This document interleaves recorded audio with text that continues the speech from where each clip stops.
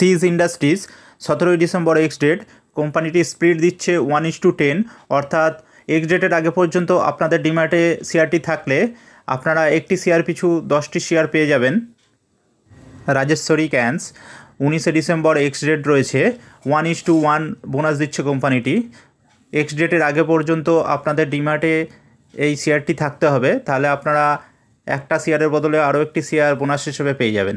Bharat seeds কোম্পানিটি bonus দিচ্ছে 1:1 রেশিওতে। X date রাখা হয়েছে 20 ডিসেম্বর, অর্থাৎ 20 ডিসেম্বরের আগে পর্যন্ত আপনাদের ডিম্যাটে এই শেয়ারটি থাকলে আপনারা একটা শেয়ারের বদলে আরও একটি শেয়ার বোনাস শেয়ার হিসেবে পেয়ে যাবেন। লিঙ্ক কোম্পানিটি 1:1 রেশিওতে বোনাস দিচ্ছে। এক্স ডেট রাখা হয়েছে 20 ডিসেম্বর, অর্থাৎ 20 ডিসেম্বরের আগে আপনাদের এই শেয়ারটি ডিম্যাট অ্যাকাউন্টে রাখতে হবে, তাহলে আপনারা বোনাসের জন্য এলিজিবল হয়ে যাবেন।